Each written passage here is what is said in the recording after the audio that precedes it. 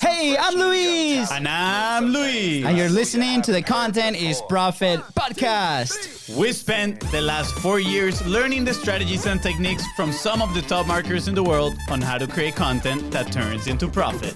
If you'd like to learn more about how to turn your content into profit, go to contentisprofit.com. Whoa, guys, today we have a special guest. She is absolutely fantastic. And I think today's hook, right? We always throw one at the beginning of the episodes is how do you go from dental hygienist to sharing stage with Tony Robbins? That is massive. That is absolutely mind-blowing. If you're not staying live with us now, I don't know what you're thinking. So before we get started, please go ahead, subscribe. Content is Profit. Podcast, follow us on social media at BIZBROS and share it with the people that you love and know that this content is actually very useful for them and their business. Yeah. So if you have been following our journey, you know that we absolutely love video, but we weren't always willing to be on camera. Heck, we're still working on it, right? So even if our English is not very good looking, we're committing to creating content almost every single day. And we know how hard it can be to be in front of that camera. This is the reason we are so excited to bring you today's guest. She helps hundreds, if not thousands of entrepreneurs create infinite video impact every single day. She is the lioness of YouTube and Canada. Her Instagram stories are like a comedy stand-up show. She shared the stage with Russell Brunson and Tony Robbins, worked hand in hand with Damon John from Shark Tank, and has been a massive influence for both of us. She doesn't know it yet, but she's her new BFF. Please welcome Marley Jaxx! Woo! Oh, where is she? Come on, there we go. Woo!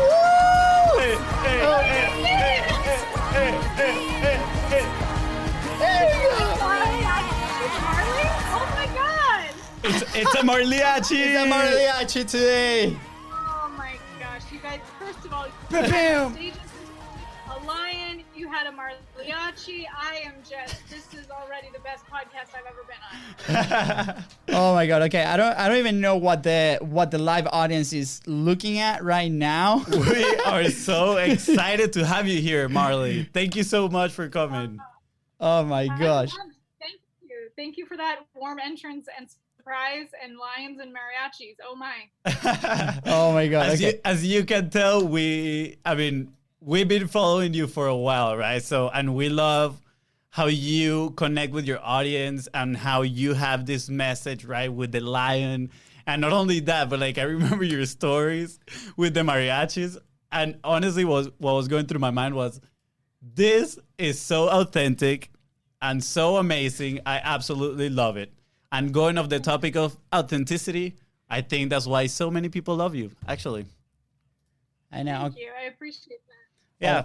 So one of the benefits of going live is that we can actually make this thing work, but we need to still see your beautiful face on our Facebook feed. And I think it's about to go live, but we're going to continue. There we go. Okay, there we go. We finally got you on the screen. And, so I guess it's an excuse to do this a second time at some point in our lives. So, I'm just going to leave it there. Yeah, you're going to have to come back again. It was all on purpose. I'm totally fine with that.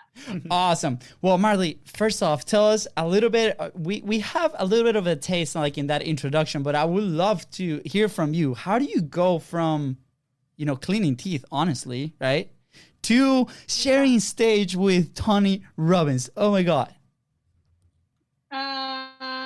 Just overnight success. Overnight success, exactly. Woke up one morning, it was like, here I am. I think I never wanted to be a dental hygienist full time. I knew that it was just a stepping stone to whatever I wanted to be when I grew up, but I didn't know what I wanted to be when I grew up. So I started doing social media for the dental office just because I knew how.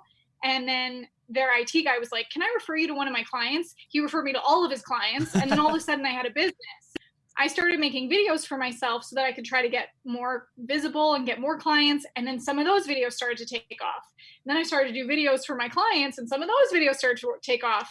And so I was like, there's something here with this video thing. And that was really my introduction to the world that I'm in now. Wow, that's awesome. So I heard that story before, and something that comes to mind, we've heard so many stories of other entrepreneurs where they are like, I was in the classroom and I knew inside of me that there was something else, something that I could do, right? And some people think that entrepreneurs are born that way. And I've heard stories of people that, like yours, along the journey, you slowly were discovering. But I don't think I've ever heard somebody ask you the question on how that, like, was it by accident? Could you say it was by accident, or did you feel like that growing up, right? Like there was something that you wanted to do on your own? Yeah, I love that question because I think about that a lot. Like when I've tried to force things to happen, it never works. When things kind of fall into place and just organically, like I was working at a dental office. I didn't know just by like creating some content for their Facebook that it was going to turn into the business that I have today. And definitely when I was a kid, there was always that feeling of like, I feel like there's something more that I'm supposed to be doing, but I don't know what it is. And it always felt like this sense of impending something that I didn't like. I was like, I know that there's a bigger purpose. I know that there's something that I'm supposed to be doing. And like working at a dental office or working at a restaurant or whatever doesn't feel right. And so it's just following that intuition to where am I supposed to be right now? And kind of just being open to letting it unfold instead of trying to force anything.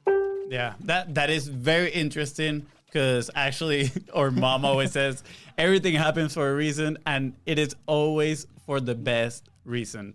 And I think that's kind of like a mantra that we've lived under for sure. Yeah. My girlfriend can testify to that. Oh, big time. Big time. She's like, how are you waiting so much for many things? But that's awesome to hear, actually. And I guess we're always this passionate about video.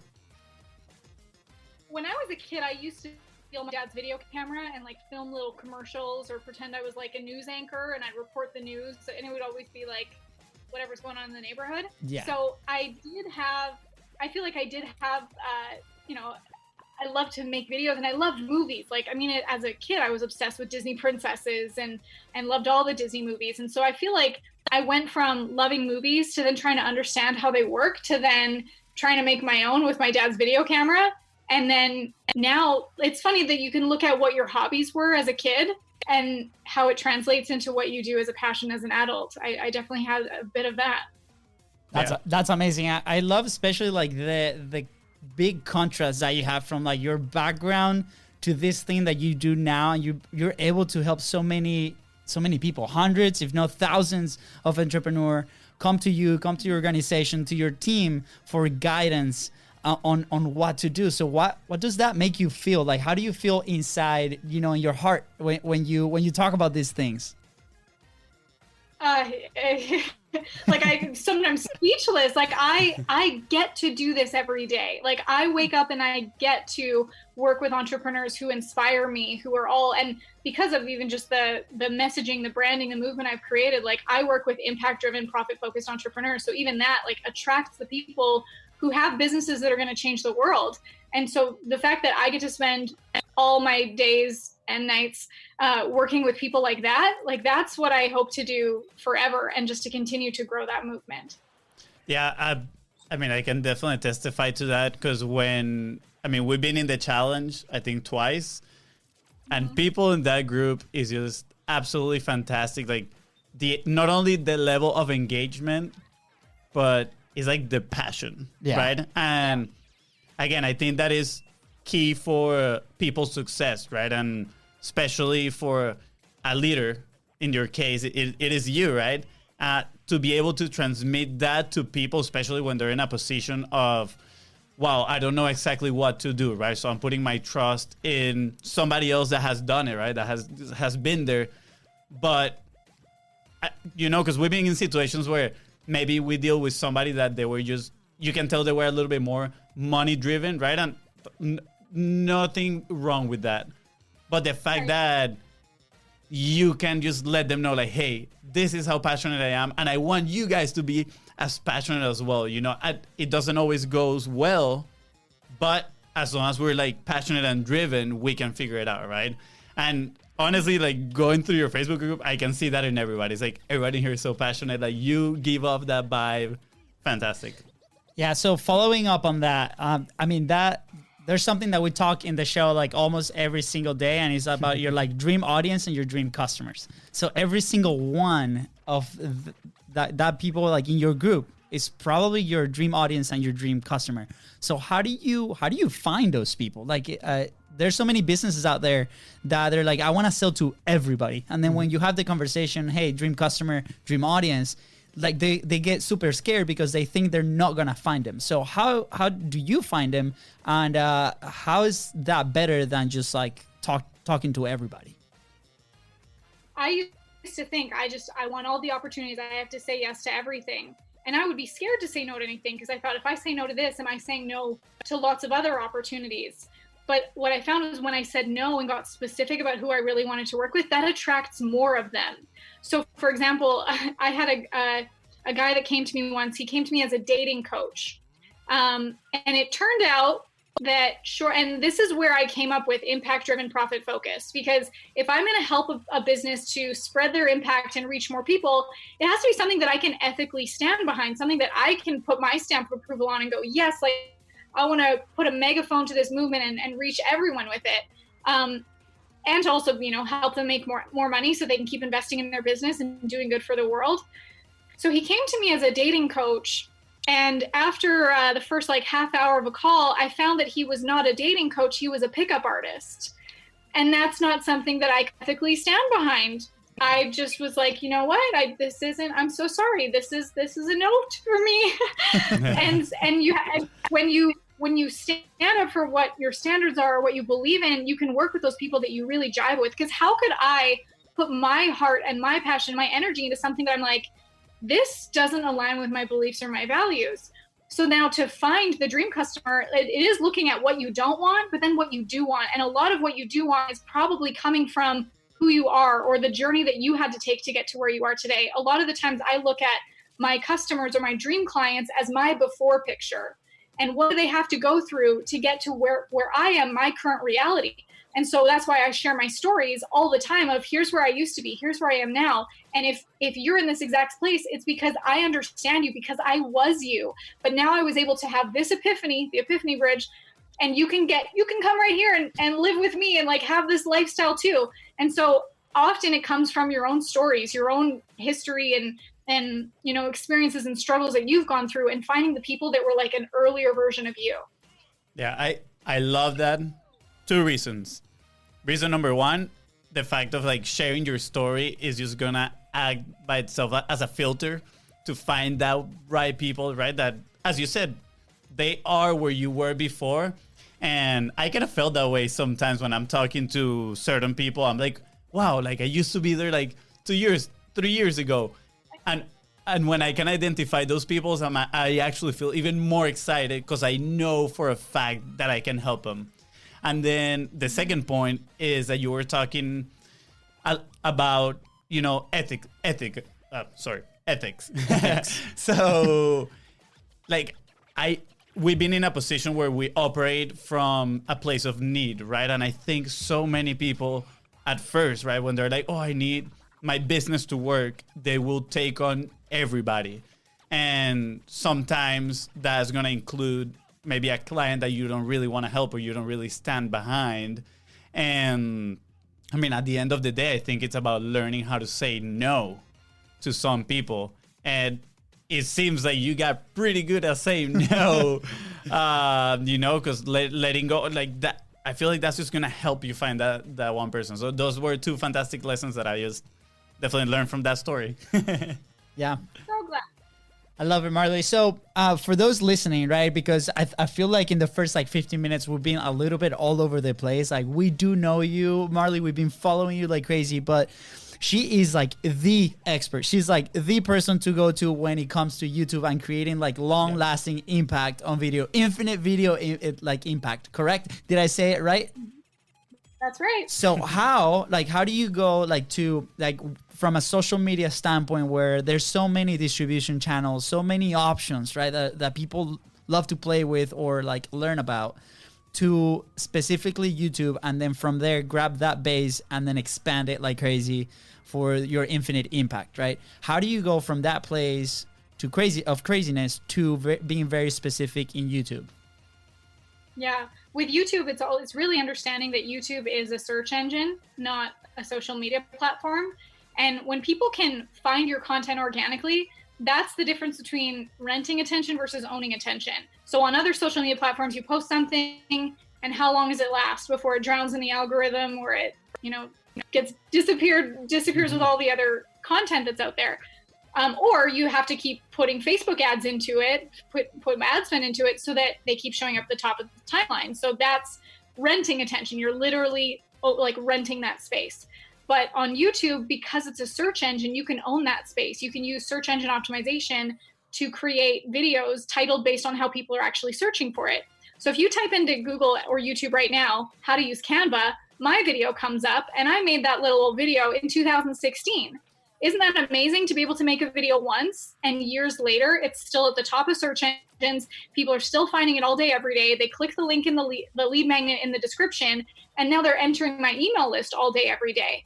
And then from there, I can ascend them up my visibility ladder, my value ladder, to then purchase my products and services.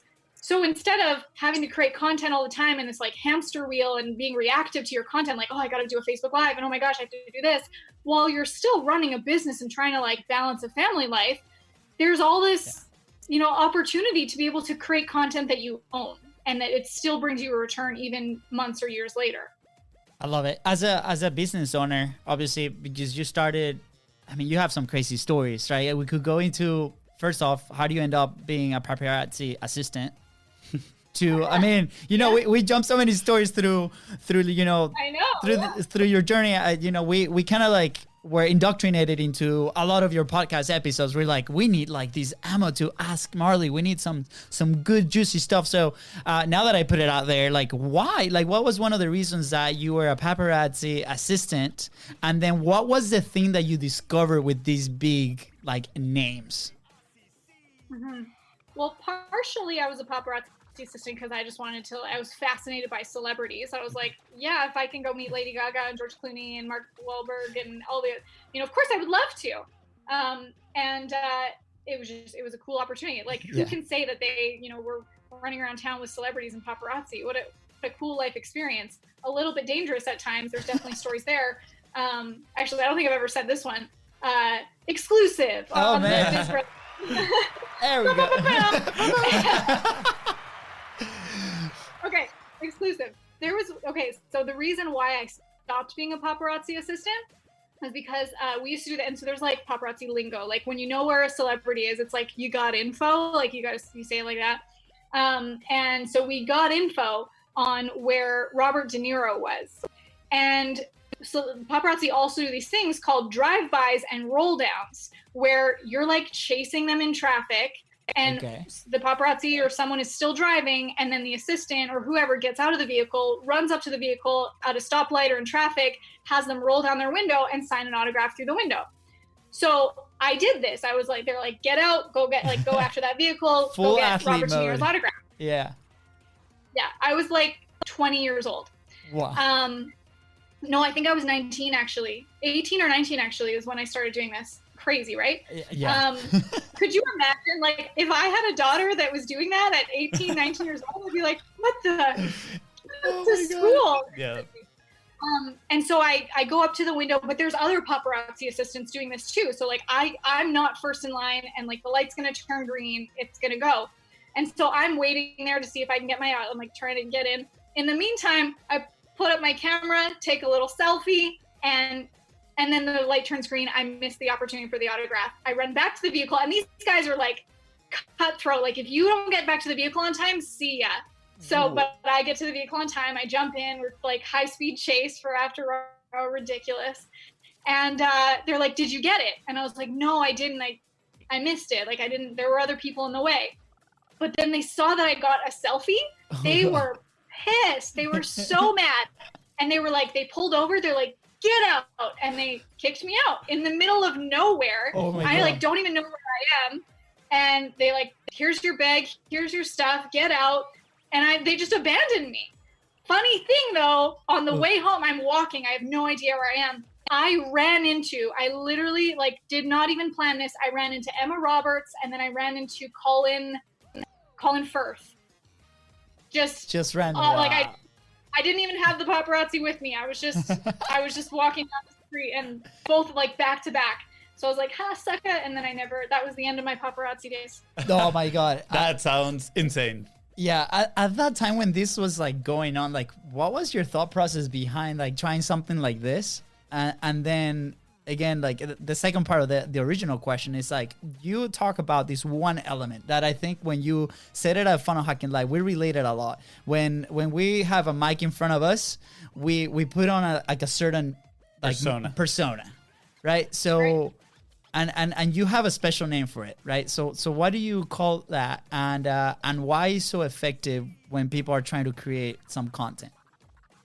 Yeah, I call it the underground charisma formula. And this is something that I learned by being around celebrities and doing the paparazzi thing.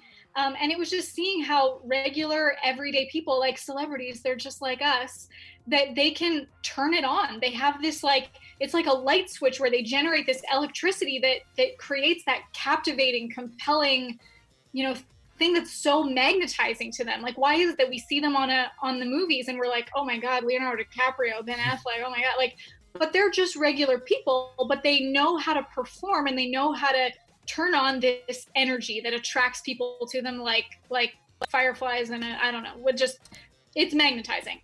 And there's stories like Beyonce, she has her alter ego, Sasha Fierce. So she sets foot on the stage, she becomes this incredible performer that we see. And then there's this other story that I love, Marilyn Monroe. She was in the middle of Grand Central Station. She's with her photographer and like no one's even recognizing her because she's like in her mind, she's like, I'm Norma Jean Baker right now. But then she says to her photographer, do you want to see her? And she just like turns it on. She just like fluffs up her hair. She changes her body language. No other physical changes. Yeah. But she becomes Marilyn. And then she gets, she's being swarmed by people who moments earlier didn't see her. But what did she do? She did nothing other than just decide. And so it's this like energy that you pull up, and there's a lot more to it. And it's about your attractive character and deciding who you are when the camera turns on. But it's this thing that you generate from within. Amazing. Yeah. I love it. I think, if we actually have like 5 episodes that we haven't ever released, and we think probably never released. When we first started the show, we used to call it Brews and Bros.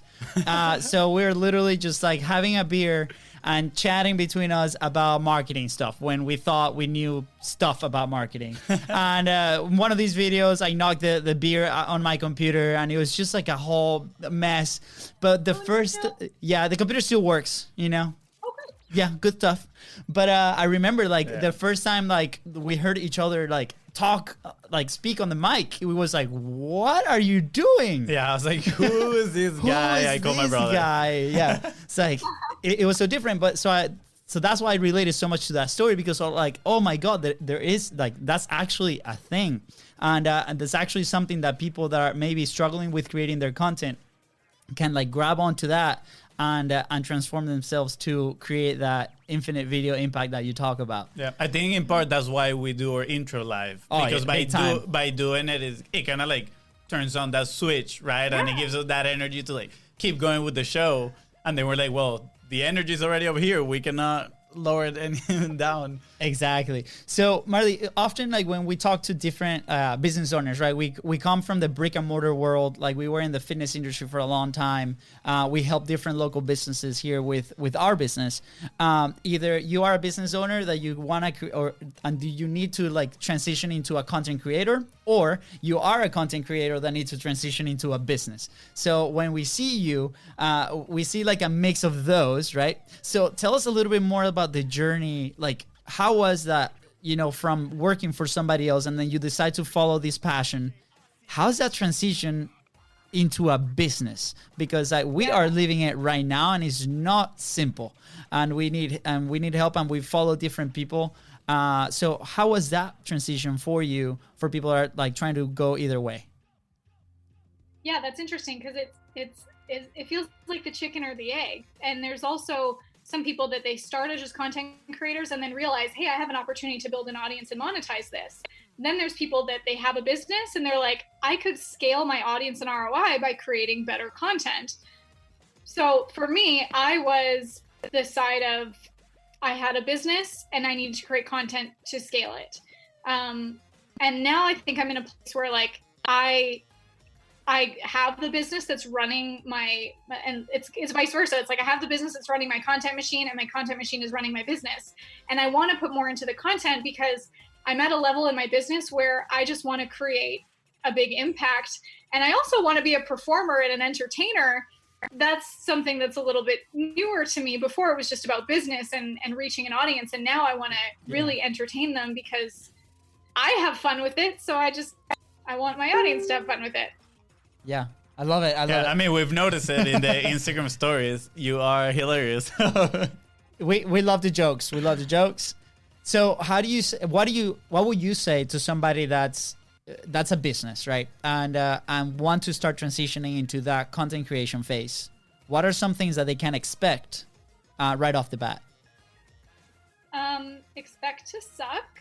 And eventually you'll suck less until you don't suck anymore. That's a Garrett J. White. That's a paraphrase of Garrett J. White's quote. Yeah. But I mean, yeah, at first it's going to be uncomfortable. That you're going to be insecure, kind of like what you said. You turn on the microphones and you started recording these podcasts. You're like, who am I? Like, what is that? How my voice sounds? Why did I say that? And sure, like I look back at some of my first videos and I'm like, why did I do my hair like that? Why did I film from that angle? It's so weird. But like, you have to do that to grow that muscle, to discover who you are, to find your voice. Like Gary Vaynerchuk, he did 1,000 episodes of Wine Library TV before people really ever noticed him. Yeah. And now look at him. He's the Gary Vaynerchuk we all know and love today that has like 5 million people following him. It's because he put in the time. He did the 10,000 hours that no one sees and he found his voice. Yeah, I love it. I think like that was one of the big hurdles. I feel like because we played soccer all our life, and you know, in soccer you normally fail more than succeed, right? And then you keep trying, and I think that's a general rule with sports. If I'm not mistaken, your dad owns a hockey league. Is that correct? You did your research. I'm gonna do this for me. Thank you. Okay. Yes, thank you. But I mean, you've been around sports, and I feel. Do you think? Like this is something that we tell our clients or the people that we work with. Is that a reason why, you know, coming from a background like that, is that an element to success, or is it just something that I'm just putting in my head? What do you think? Well, I wonder what you're thinking, because for me, like definitely my dad owning a hockey league taught me a lot about work ethic. Like my dad, he also works full time for the government. He's going to retire in like a year or something. He's worked for the government all my life. I'm 29 years old, so he's probably worked for the government for like 31 years. And then also he owned the hockey league. So from like 9 to 5, he'd work for the government, and he was such a great present dad. So like from 5 to 9, played with me and my brother, very present, the best dad. And then from like 9 p.m. to like midnight or 2 a.m., he would work on the hockey league. Yeah. And then sleep, go to work, do it all over again. And so I watched my dad do this, and his work ethic, and also this is another fun fact about him. He has worked downtown in the city we're from for 31 years, and he has never paid for parking. He is just a stubborn man, like wonderfully stubborn. He will park miles away and walk instead of paying for parking. And he's probably saved like $100,000 by doing that. So I learned so much from my dad. Amazing. By his work ethic, his drive, his stubborn pursuit to succeed. That's what I take from why I am who I am today. Amazing. Well, thank you, because I mean, those are things that definitely can help, you know, people in their journey. You know, just like anything, it requires time, it requires consistency, it requires, you know, to fail, to, you know, get up and do it again. For example, at the very beginning, you just said the joke, overnight success, right? And I think this ties just perfectly to that. Is most people perceive all this as overnight success when there is so much consistency and work behind it that most people don't know, right? Like, yes, there might be 0.0001% of chances that might be overnight, but most people, they put in the work, but most people don't get to see that, right? So, yeah, I found it fascinating, the consistency, and how you also got that from just seeing your dad doing it every single day, pretty much. Yeah, I want to transition into a topic that sometimes when we bring it up to people that are not familiar with content or just getting started, it's a being vulnerable topic, right? Is sometimes can be like polarization too, but I think like the vulnerability, when people like start seeing like really who you are and the behind the scenes of that, they tend to stay on, right? And create this connection with you. You've had an experience like not so long ago. If you're okay with it, would you like to share it? And like, what did that mean to you, and ultimately to your business? Yeah, I mean, I love talking about it because it's the pivotal moment that changed everything for me. I earlier this year, it was the most pivotal moment of my career. It was the most transformational time of my life. My marriage ended. And there's a lot that went on behind the scenes that people didn't see. But at the beginning of January, while I'm leading up to speak at Funnel Hacking Live, the biggest stage of my life, one of my biggest goals, my dream is coming true. Yeah. 3 weeks before, I publicly announced my marriage ended. I'm changing my name. My business is changing. I'm a whole new person, and I'm trying to navigate my new life now. And I'm about to go on this big stage. And before announcing that, I didn't know what the right answer was. That I was like, do I wait until after? Because I don't want people to like have all eyes on me for the wrong reason and be like, oh, it's Marley, the divorced girl. But I wanted this to be like a powerful message. Here's who I am. This is a message of endurance and perseverance and triumph. And so I made the decision to make the change and my name changed. And I also didn't want, if I knew that this, speaking to an audience of 5,000 people, sharing the stage with Tony Robbins, Russell Brunson, like this was massive exposure. I wanted it to be with my new name. And I think that all eyes were on me and trying to see, what's going to happen next. This is a very, my personal life was crumbling while I'm about to step on the biggest platform of my life.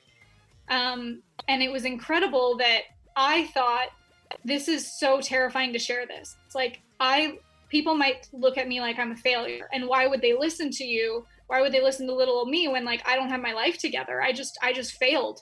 But what happened was when I embraced that message, my audience embraced me, and you can see the videos of when I stepped onto that stage at Funnel Hacking Live. I had to tell people to sit down. Like I entered to a standing ovation, and after the music was over, they were still applauding, and I'm like, sit down. I only have 28 minutes. We got to go fast. Thank you. I love you, but sit down. Yeah. It was a great moment. That's amazing. And thank you so much for sharing with that, because I mean, to see somebody that's at your level, to see it like that, you're helping so many others, and just like that is such a pivotal moment, right? I think like in our business, we lived it with when COVID like started. We had probably the major freak out of our lives because we had a really big client that canceled. He's like, guys, we're not opening like for the next 3 months. And that was a big part of like our income. And we went to this place where it was like really challenging. And I think personally, like as therapy, was to share this first with my brother, but second with some of the audience that was like, looking also for our content and for that. So we also see it as a therapy. And from that, we gain like this, the strength to continue to the point that we've had our biggest month ever this month. Right. So thank you for sharing that. And for those listening, go ahead and try it out. Right. It's not going to be an easy journey, but it's going to pay off big time. So yeah, I know, I think, sorry, I'm going to step in here real quick, but when I hear those, again, I said at the beginning that authenticity, right? That like people love you for. And when I hear people talk about vulnerability and when we share a journey, a lot of the time pops into my head is fear of being rejected, right? A lot of people has that fear. Like, what are other people going to say about me? I had that fear for about 3 years when we started. I knew I had to create content because everybody that I was following, I would see the one thing that they had in common was that they were all creating content. And the reason that I didn't create the content was because I was afraid of what my friends would say, right? I was like, oh, what are they going to say? I'm silly because they were like the first one to support me when they see the videos. They're like, oh, Luis, that is so cool, right? But what would you tell to someone that in their minds, they're like, okay, I know, like, it doesn't matter, like, I have to put myself out there, I have to be vulnerable, whatever my situation is, but I'm still so afraid of being rejected by others. Like, what would you tell that person? I mean, this is my favorite part, is the vulnerability side. Like, I I can't wait to share some of the things that I just appropriately I like to say. Brene Brown's quote: "Share the scars, not the open wounds." Yeah. But I'm always documenting the content. And I'm like, one day I'm going to share this. It's going to be a crazy story. And yeah, it's scary to be vulnerable, and it's scary to put yourself out there and be like, is this going to be accepted, or am I going to be rejected? But the thing you have to remember is, like, you're, as much as yes, you are doing it for you, you're also doing it for your audience. And if you don't, they're going to be drowning without you. Like, if you have the message, the life preserver that's going to save them or inspire them or give them that next step that they need, why would you hold that back? Like, that's selfish of you if you look at it that way. You're doing them a disservice and you by not putting your message out there. And I look back at January when I made the announcement. It's on my YouTube channel if anyone wants to see how I did it. I filmed that video 5 times and struggled every single time. And it, like, not just 5 times in a row, like 5 times over several weeks that I was like, okay, this is the one. No, I can't do that one. It's not ready yet. And like the one that I finally posted was I just set up my phone and I just talked to my phone for like however long that video is, 5 minutes, 10 minutes. And I'm so glad that it all played out the way that it did. It was the most terrifying leap to take, but it was the most rewarding. And I feel like when you make that investment and those big leaps that are scary, those are the ones that you're most proud of. Amazing. Yeah. I want to make an invitation for everybody that's listening right now to actually look at everybody that they're following at this point and ask themselves, have I maybe, connected so much with this person? Was it because of the stories and because they've been vulnerable? And I can say I'm 99% sure that they're going to find those stories that those other people that they look up to share when they said, wow, that's me right there in that position, right? Like that I'm going through the same exact thing, through those same emotions. And there's a good phrase that I love that is, actually, I forgot the phrase. Wow. Oh, well, I guess you don't love it enough. the whole meaning of the phrase is that you don't remember exactly what someone said, but you will remember how they made you feel, right? And I think showing this vulnerability, just opening up, all these people that we follow, right? When they open up, that's when we get to connect with them and when we truly get to learn from them. I think facts and all that those come after.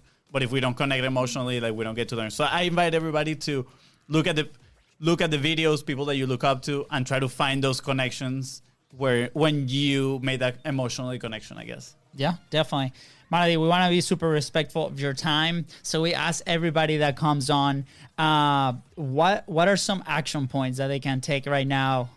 If they're, playing with the idea, I need to start creating content. Like, this is the thing that's going to drive profit and impact into my business. What are some like quick action points that they can actually do right now to get started? I would create a story inventory, like all of your stories that you can think of, your origin story, your wins, your losses, the things that you had to experience to get to where you are today, even the conversation you overheard at the grocery store, like all of those things become your stories, or the big lesson from the movie you watched last night, that becomes your stories that you can tell in your content. Then also, what content does your audience actually want from you? If you look at maybe the frequently asked questions that you get, or the other videos that people in your same space are making videos about, what kind of content can you create that's similar to that with your stories for your audience? I love it. Thank you so much. Those are like super like simple thing, guys. Like, if you are starting to get it, those are things that are going to get you those small wins to continue to do it. And I think those small wins were the things that kept us going. We talk about win stacking. I don't know if you remember Tony Robbins like saying that on stage. That for us like meant so much. We tend to focus on the negatives. And if we see, hey, my hair was not right here. The light is not good enough. My camera is not good enough. Think about those wins of like, I finished my video. I finished my story bank. I have 5 stories to do this. I have 5 people that saw me live consistently, even though we made a massive mistake at the beginning of this video. That's okay, right? Grab those wins and continue to do it. Now, Marley, one last question before we say goodbye and we ask the people how they can find you. This comes straight from the audience. Where did you find your funnel hacking live jacket? Oh my gosh, I'm dying to know. This is like the biggest secret of all. Okay, so I guess you're going to have to go follow you and subscribe. Okay. I mean, yes, but follow me and subscribe. But there's a story behind this, actually. Of course, there's a story behind everything. Yes. I almost didn't get that jacket. It almost didn't arrive on time. Ooh. So I ordered that jacket online from a site called Super Down. I've never heard of the site before. It was actually Peng Jun, his girlfriend, found the jacket. She sent me a picture of it. She's like, "You need this." Oh and my I was God, like, "Heck love yeah." it. So thank you for doing. She sent me that picture, and I was like, "I need this immediately." So I ordered it online, and I'm staying at my friend's house in Boise, and I have it shipped here. And it says that it would arrive on Thursday, and I was leaving on Monday. It didn't arrive Thursday. It didn't arrive Friday.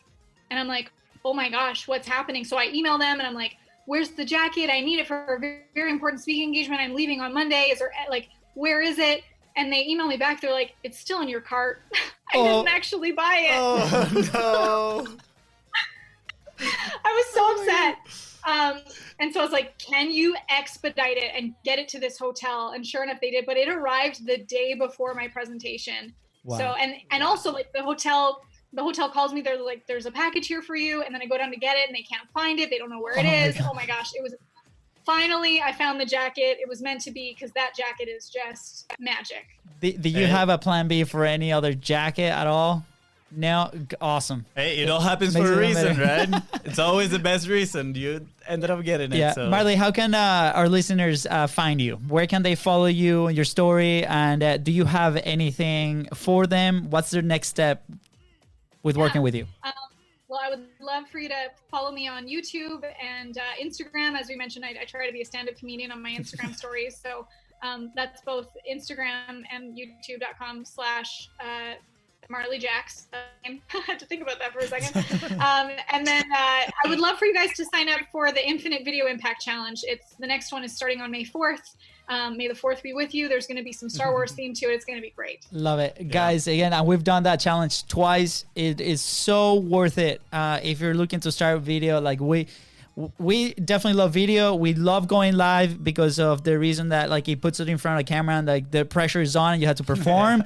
But Marley takes that video to a whole new level. So please go ahead and go follow her and sign up for her challenge.